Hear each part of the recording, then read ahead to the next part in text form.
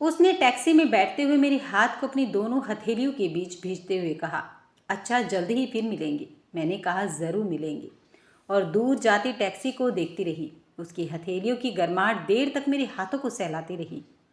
अचानक वातावरण में गहरे काले बादल छा गए। ये न जाने कब बरस पड़े। बादलों के बरसने और मन के फटने में क्या देर लगती है। न जाने कब की जमी बर्फ पिघलने लगी और मैं हिमशिला से साधारण मानवी बन गई। मुझे पता ही नहीं चला मेरे मन में कब का विलुप्त हो गया। प्रेम का उष्ण सोता हुआ उमड़ पड़ा, उफन पड़ा। मेरी उससे पहली पहचान एक सेमिनार के दौरान हुई थी। मुख पर गंभीरता का मखोटा लगाए मैं अपने में ही सिकुड़ी सिमटी एक कोने में बैठी थी कि हेलो, मुझे प्रेम कहते हैं। कहते हुए उसका मेरी ओर एक हाथ बढ़ा था। मैंने कुछ कुछ रोज से भरी दृष्टि उस पर उठाई थी। नमस्ते। उसके निश्चल मुस्कुराते चेहरे में न जाने कैसी कशिश थी जो मेरे बाहरी कठोर आवरण को तोड़ अंतर्मन को भेद रही थी। मैं उसके साथ रुखाई से पेश न आ सकी। फिर धीरे धीरे 3 दिन उसके बिंदास स्वभाव के साथ कब और कैसे गुजर गए मालूम नहीं। मैं उसकी हर बात को चुपचाप सुनती रहती थी।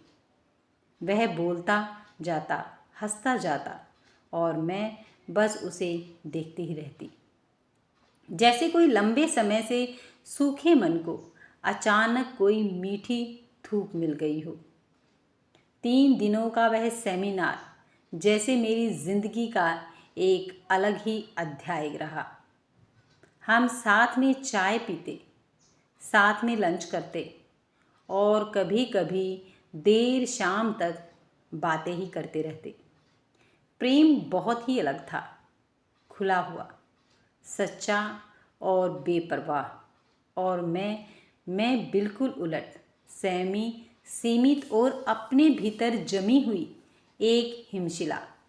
सेमिनार खत्म होने का दिन जैसे अचानक ही आ गया था। उसने जाते जाते मुझसे कहा था, कभी मिलना चाहोगी? मैंने बस हल्की सी मुस्कान के साथ कहा था, शायद। लेकिन वह शायद मेरे दिल में कहीं ज़रूर बन गया था। मुलाकातों का सिलसिला। उस दिन के बाद हमारे बीच फ़ोन पर बातों का सिलसिला शुरू हो चुका था। धीरे धीरे यह आदत भी बन गई। सुबह उसकी आवाज़ और रात को उसकी हंसी के साथ दिन ख़त्म करना। वह अक्सर कहता, तुम बहुत चुप रहती हो, तुम्हारे अंदर बहुत कुछ छिपा है। मैं हर बार टाल देती, ऐसा कुछ नहीं है। लेकिन सच तो यह था कि मेरे अंदर बहुत कुछ था। इतना कुछ कि अगर वह बाहर आ जाता तो शायद सब कुछ बह जाता। मेरी चुप्पी का सच एक दिन उसने अचानक कहा, मैं तुमसे मिलना चाहता हूँ। इस बार सिर्फ दोस्त की तरह नहीं। मैं समझ गई थी कि वह क्या कहना चाहता है। मेरे दिल में हलचल सी मच गई थी। मैं भी उससे मिलना चाहती थी, बहुत चाहती थी, लेकिन मैं नहीं मिल सकती थी। उस दिन मैंने उसे अपने घर बुला लिया। जब वह आया तो उसकी आंखों में भी वही चमक थी। लेकिन जैसे ही उसकी नज़र मेरे घर के अंदर गई, एक छोटी सी बच्ची पर, जो मुझे मम्मा कहकर लिपट गई, उसकी आंखों की चमक धीरे धीरे थम सी गई। मैंने शांत स्वर में कहा, यह मेरी बेटी है। वह कुछ क्षण चुप रहा, फिर धीरे से बोल पड़ा, और उसके पिता। मैंने एक गहरी सी सांस ली। अब इस दुनिया में नहीं है। कमरे में एक अजीब सी खामोशी छा गई थी। टूटा हुआ अतीत मैंने पहली बार अपने दिल का दरवाज़ा खोला। मेरी शादी बहुत कम उम्र में हो गई थी। सब कुछ ठीक था, लेकिन एक एक्सीडेंट में वह मुझे और मेरी बेटी को छोड़कर चले गए। मेरी आवाज़ कांप गई। उस दिन के बाद मैंने खुद को रोक लिया। मेरे लिए ज़िंदगी का मतलब बस मेरी बेटी रह गई। प्रेम मेरी बात ध्यान से सुन रहा था। मैंने आगे कहा, मैंने खुद को पत्थर बना लिया है ताकि कोई दर्द महसूस ही ना हो।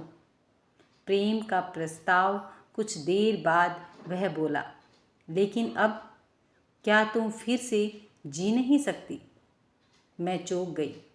मैं तुम्हें अपनाना चाहता हूँ, तुम्हें और तुम्हारी बेटी को भी। उसकी आंखों में एक सच्चाई थी, लेकिन मेरे अंदर एक डर भी था। मैंने तुरंत कहा, नहीं, यह संभव नहीं है। क्यों? क्योंकि मैं फिर से टूटने का जोखिम नहीं ले सकती हूँ। एक माँ का फैसला है। मैंने उसकी आंखों में देखते हुए कहा, मेरी बेटी मेरी जिम्मेदारी है। मैं उसके लिए ही जी रही हूँ। अगर फिर कुछ गलत हुआ तो मैं उसे कैसे संभाल पाऊँगी? प्रेम चुप हो गया। वह समझ रहा था यह सिर्फ एक औरत का डर नहीं था, यह एक माँ की चुप्पी थी। विदाई का पल। आज जब वह मुझसे विदा लेकर गया तो उसने मेरे हाथ पर थामते हुए कहा, मैं तुम्हारे फैसले का सम्मान करता हूँ, लेकिन अगर कभी तुम्हें लगे कि तुम फिर से जी सकती हो तो मैं हमेशा यहीं रहूँगा। मैं कुछ नहीं बोली, बस उसे जाते हुए देखती रही। हिमशिला का पिघलना। उसके जाने के बाद मैं खिड़की के पास खड़ी रही। आसमान में काले बादल छा गए थे। मेरे भीतर भी कुछ टूट रहा था, कुछ पिघल रहा था। मैंने महसूस किया मैं अब पूरी तरह पत्थर नहीं रही हूँ। मेरी आंखों से आंसू बह निकले थे। शायद मेरी हिमशिला में दरार पड़ चुकी थी, लेकिन क्या मैं पूरी तरह से पिघल पाऊंगी? यह सवाल अब भी बाकी था।